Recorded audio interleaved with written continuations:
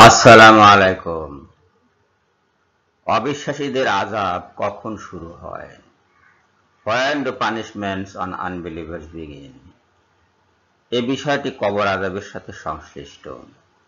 আপনারা জানেন যে বর্তমান সময়ে কবর আযাব নাই বলে একদল কথিত আলেম মন্তব্য করছে, আবার আরেক দল আলেম তাদেরকে কাফির বলে আখ্যা দিচ্ছে। এখন এই কে কাফির আর কে কাফির নয় সে কথায় আমরা যাব না। আমরা দেখব আল কোরআন এ ব্যাপারে কি বলে। মৃত্যুর পরে কিয়ামতের পূর্বে মানুষের আযাব আছে কি নেই, এই জবাবটি আমরা পাব সূরা আনফালের 50 ও 51 নম্বর আয়াতে। চলুন আমরা একটু দেখে নেই। সূরা আনফাল এর 50 নম্বর আয়াতে স্পষ্টত বলা হচ্ছে যে ফেরেশতাগণ কাফিরদের জান কবজ করার সময় যখন তারা তাদের রূহগুলোকে বের করে নেয়, তখন বলে, মুখমণ্ডল ও পৃষ্ঠদেশে আঘাত করে তারা বলে যে তোমরা প্রজ্বলিত জাহান্নামের শাস্তির স্বাদ গ্রহণ করো। আযাব আল হারিক, জাহান্নামের শাস্তি গ্রহণ করো, শাস্তির আস্বাদ গ্রহণ করো। এখন এই শাস্তির স্বাদ গ্রহণ করতে বলছে কখন? মৃত্যু তখনও হয়নি, কেবল শুরু হয়েছে। মুখমণ্ডল ও পৃষ্ঠদেশে আঘাত হেনে ফেরেশতাগণ বলে যে তোমরা জাহান্নামের শাস্তির স্বাদ গ্রহণ করো। তার মানে শাস্তি ওই সময় থেকে শুরু হয়ে গেল তাদের। কিয়ামতের অপেক্ষা থাকলো না, শাস্তিটা মৃত্যুর সময় থেকেই শুরু হয়ে গেল। আর এই শাস্তি হলো কাজেরই পরিণাম ফল। তারা যে কাজ করেছে, যা তাদের দুহাত পূর্বাহ্নে প্রেরণ করেছিল, সেটারই শাস্তি তারা ভোগ করছে। বিমা কাদ্দামাত আইদিকুম, তাদের দুহাত যা পূর্বে প্রেরণ করেছে তার ফলস্বরূপ তারা এই শাস্তি আস্বাদন করছে। এখন আপনারা বলুন যে কবর আযাব আছে কি নাই? কবর আযাব না থাকার কোনো কারণ আছে? নাই। কবর আযাব তো শুরু হয়ে গেছে তাদের মৃত্যুর সময়ই। এই আয়াতগুলোর সাথে পূর্বের প্রায় 10টি আয়াত যুক্ত আছে, মানে 49 নম্বর আয়াত পর্যন্ত। 40 থেকে বা 38 থেকে বদরের যুদ্ধের ঘটনা বিবৃত হয়েছে।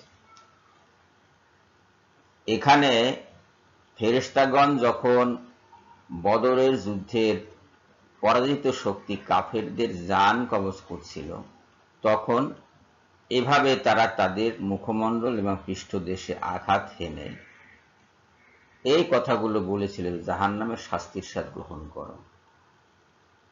ঠিক একই ধরনের কথা আমরা বুখারী শরীফ, মুসলিম শরীফ বা অন্যান্য হাদিস শরীফে পাই বদরের যুদ্ধ অধ্যায়ে, যেখানে যুদ্ধ শেষ হওয়ার পরে নবী করিম সাল্লাল্লাহু আলাইহি সাল্লাম গর্তে ফেলা আবু জাহেল, আবু লাহাব এদের উদ্দেশ্যে বলছেন যে তোমরা কি আল্লাহর অঙ্গীকার সত্য পেয়েছ? মানে নবীজি সাল্লাল্লাহু আলাইহি সাল্লাম আল্লাহর যে অঙ্গীকার তাদের কাছে ব্যক্ত করেছিলেন যে কাফেররা জাহান্নামের শাস্তি আস্বাদন করবে, সেই অঙ্গীকার তারা সত্য পেয়েছে কিনা সেটা ওই মৃতদেহগুলোর সামনে দাঁড়িয়ে তিনি জিজ্ঞাসা করছেন। তখন সাহাবীরা বললেন যে হে আল্লাহর রাসূল, তারা তো মারা গেছে, তারা তো শুনতে পাচ্ছে না। জবাবে তিনি বললেন যে তারা সবই শুনতে পাচ্ছে, তোমরা যেমন শোনো ঠিক তেমনি, কিন্তু কিছু বলতে পারছে না। তার মানে এই যে শাস্তির আস্বাদ, এটা যেমন কোরআন বলছে যে মৃত্যুর পরপরই শাস্তি শুরু হয়ে গেল, বা মৃত্যুর সাথে সাথে শাস্তি শুরু হয়ে গেল, ঠিক তেমনি আল্লাহর রাসূলও বলছেন যা হাদিস গ্রন্থগুলোতে বিবৃত হয়েছে, বর্ণিত হয়েছে। এই হাদিসগুলো সাহাবীদের মাঝে প্রচলিত ছিল, সাহাবীরা মানুষের মাঝে প্রচার করেছেন এবং এটা বহুদিন যাবৎ কখনো লিখিত অবস্থায় কখনো অলিখিত অবস্থায় মানুষের মাঝে প্রচলিত ছিল।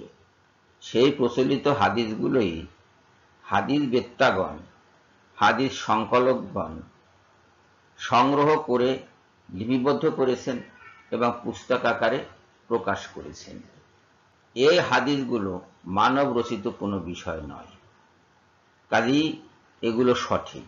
আর যারা বলছেন যে কোরআন বলে না কোথাও যে কবর আযাব আছে, তারা ভুল বলছেন, তারা বুঝছেন না। এইসব আয়াত তারা পড়েছেন, তারা আমার চেয়ে বেশি পড়েছেন হয়তোবা, কিন্তু তারা এই আয়াতের মানে বুঝেননি। বুঝলে কবর আযাবকে তারা অস্বীকার করতেন না। মানুষকে কবর দেয়া হোক বা না হোক, তার মৃত্যুর সাথে সাথে আযাব শুরু হয়ে যায়। একদল লোক আবার প্রশ্ন করে যে যাকে বাঘে খেয়েছে তার তো কবরই হলো না, তার আযাব হবে কি করে? ভাই সাহেব, আযাব হয় আত্মার, এবং আত্মা অনুভব করে যে তার সাথে তার দেহটি অক্ষত অবস্থায় আছে এবং সেই দেহের উপরে আযাব চলছে, এটা আত্মা অনুভব করে। আপনি যেমন ঘুমের ঘোরে অনুভব করেন যে আপনি বনে জঙ্গলে দৌড়াচ্ছেন শত্রুর হাত থেকে রক্ষা পাওয়ার জন্য, অথবা আপনার পায়ে কাঁটা বিঁধলে স্বপ্নে যেমন আপনি পায়ে ব্যথা পান অনুভব করেন, পানিতে ডুবলে যেমন আপনি শ্বাসরুদ্ধকর অবস্থাটি অনুভব করতে পারেন, ঠিক তেমনি এটি।